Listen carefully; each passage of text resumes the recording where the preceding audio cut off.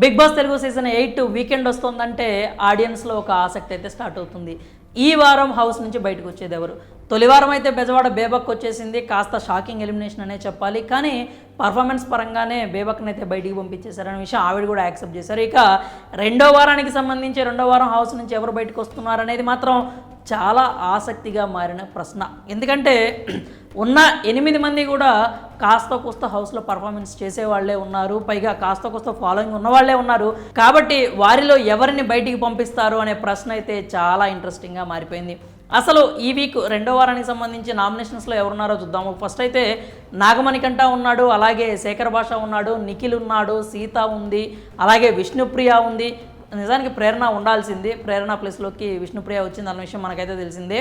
ఇంకా పృథ్వీ ఒకడు, అలాగే ఆదిత్య కూడా నామినేషన్స్లో ఉన్నారు. ఓవరాల్గా ఈ సెకండ్ వీక్ నామినేషన్స్లో ఎవరెవరు ఉన్నారో మనం అయితే ఒకసారి చూద్దాము. నామినేషన్స్ లిస్ట్ చూసుకున్నట్లయితే నాగమణికంఠ ఉన్నాడు, నిఖిల్ ఉన్నాడు, అలాగే ఆదిత్య ఓము, అలాగే పృథ్వీరాజ్ ఉన్నాడు. ఇక అంతేకాకుండా సీత, నైనిక ఉన్నారు, శేఖర్ భాష కూడా నామినేషన్స్లో ఉన్నాడు. ఇక విష్ణుప్రియ కూడా నామినేషన్స్లో అయితే ఉంది. ఈ 8 మందిలో ఓవరాల్గా చూసుకున్నట్లయితే ఎవరు బయటకు వస్తారనేది అయితే మనం చిన్న పరిశీలన అయితే చేద్దాం, అంటే ఒక క్యాలిక్యులేట్ అయితే చేద్దాము. విష్ణుప్రియ చూసుకున్నట్లయితే ఫాలోయింగ్ పరంగా ఆవిడకైతే చాలా మంచి ఓట్లు పడతాయి. పైగా సోనియా ఎపిసోడ్ వల్ల విష్ణుప్రియ అయితే బాగా ఆమె గ్రాఫ్ అయితే కాస్త కోస్త పెరిగింది. కాబట్టి ఆమె పేషెన్స్ లెవెల్స్కి ఆడియన్స్ అయితే బాగా ఫిదా అయిపోయి విష్ణుప్రియ అయితే సేవ్ అయిపోతుంది అంటలో ఎలాంటి అనుమానం లేదు.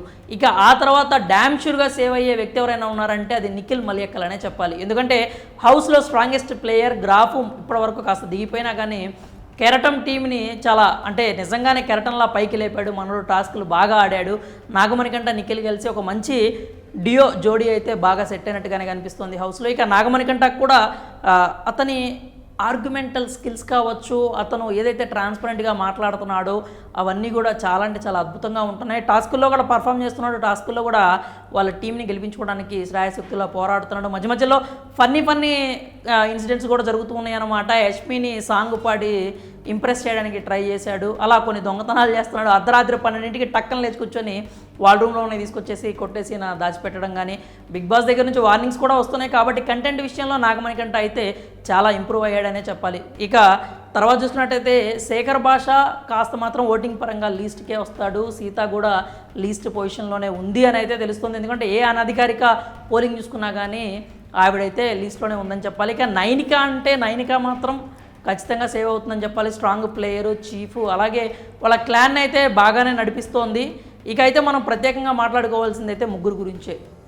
అది శేఖర్ భాష ఒకళ్ళు, అలాగే మన సీత ఒకళ్ళు, ఇంకా మూడో వ్యక్తి వచ్చేసరికి పృథ్వీ.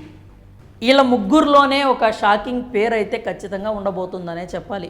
వీళ్ళ ముగ్గురులో ఎవరు ఎలిమినేట్ అయినా కానీ అది కూడా ఖచ్చితంగా షాకింగ్ ఎలిమినేషనే అవుతుంది. ఎందుకంటే పృథ్వీరాజు స్ట్రాంగ్ ప్లేయర్గా హౌస్లోకి వచ్చాడు. అందరూ కూడా స్ట్రాంగ్ ప్లేయర్ అనే నమ్మారు. కానీ పృథ్వీరాజు కూడా, అంటే పృథ్వీకి కూడా తన మీద తనకి నమ్మకం ఉంది, కానీ ఆటలో మాత్రం అది ఎక్కడ కనిపించట్లేదు.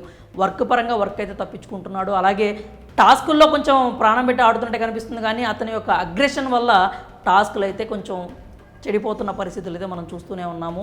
ఇక సీత విషయానికి వస్తే సీతకి బయట ఫాలోయింగ్ అయితే కొంచెం తక్కువ ఉందనే విషయం మనం ఒప్పుకోవాల్సిందే. అయితే హౌస్లో ఉన్నన్ని రోజులు మాత్రం ఈ 2 వీక్స్లో కూడా ఆవిడ చాలా స్ట్రాంగ్ ప్లేయర్గా మారింది, స్ట్రాంగ్ ప్లేయర్గా నిరూపించుకుంది. ఆడియన్స్ కూడా సీతని స్ట్రాంగ్ ప్లేయర్గా నమ్ముతున్నారు కూడా. కాబట్టి సీత ఖచ్చితంగా సేవ్ అయ్యే అవకాశాలు అయితే ఎక్కువగా కనిపిస్తున్నాయి. ఇంకా శేఖర్ భాష కూడా ఓటింగ్లో లాస్ట్ నుంచి సెకండ్ పొజిషన్లో ఉన్నాడు. కాబట్టి శేఖర్ భాష కూడా ఎలిమినేట్ అయినా ఆశ్చర్యపోవాల్సిన అవసరం లేదు. కానీ శేఖర్ భాషని కనుక హౌస్ నుంచి పంపించేస్తే ఖచ్చితంగా అంటే కొంచెం నెగిటివ్గానే మారే పరిస్థితులే కనిపిస్తున్నాయి. ఎందుకంటే ఇప్పుడున్న సీజన్లో ఎంటర్టైన్మెంట్ ఇస్తుంది మాత్రం శేఖర్ భాష అనే చెప్పాలి. అతని మాటలతో కావచ్చు, చేతులతో కావచ్చు. కానీ టాస్కుల పరంగా వచ్చేసరికి మాత్రం శేఖర్ భాష చాలా అంటే చాలా వీక్గా కనిపిస్తున్నాడు. అది హెల్త్ ఇష్యూస్ ఉన్నాయా లేకపోతే ఏంటి అనేది మనకు క్లియర్గా తెలియదు, కానీ వీక్ పర్సన్లా అయితే కనిపిస్తున్నాడు టాస్కుల విషయంలో మాత్రం. కాబట్టి టాస్కుల పరంగా చూసుకున్నట్లయితే ఎప్పుడైతే సీత వర్సెస్ శేఖర్ భాష వస్తే మాత్రం సీతాని సేవ్ చేసే ఛాన్సెసే ఎక్కువగా కనిపిస్తున్నాయి. శేఖర్ భాషని ఎలిమినేట్ చేసే అవకాశాలే ఎక్కువగా ఉన్నాయి.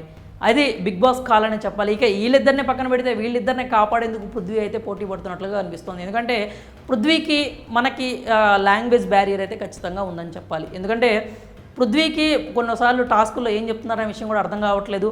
మనోడు కొంచెం అగ్రెసివ్గా ముందుకు వెళ్తున్నాడు, అందరితో సమయ సందర్భం లేకపోయినా కానీ కొంచెం గొడవ అనేదానికి ఎక్కువ స్కోప్ అయితే చూపిస్తున్నాడు. అయితే ఆ యాంగర్ ఇష్యూస్ అన్నీ కూడా ఈ గిఫ్ట్లు టాస్క్లో తన ఫాదర్ నుంచి తనకు వచ్చిందని, తన ఫాదర్తో ఎక్కువ బాండింగ్ లేకపోయింది, ఎక్కువ కలిసి ఉండలేకపోయానని, మాట్లాడలేకపోయానని చెప్పడం కానీ, లేకపోతే ఆయనతో దిగిన చిట్ట చివరి ఫోటో ఒకటి చూపించడం, ఈ గిఫ్ట్ ఎపిసోడ్ పృథ్వీకి అయితే కాస్త కూస్తో మేలు చేసేలాగే కనిపించింది. కానీ పృథ్వీకి మాత్రం ఎందుకో నెగిటివ్గా ఎక్కువగానే వెళ్ళే అవకాశాలు అయితే కనిపిస్తున్నాయి.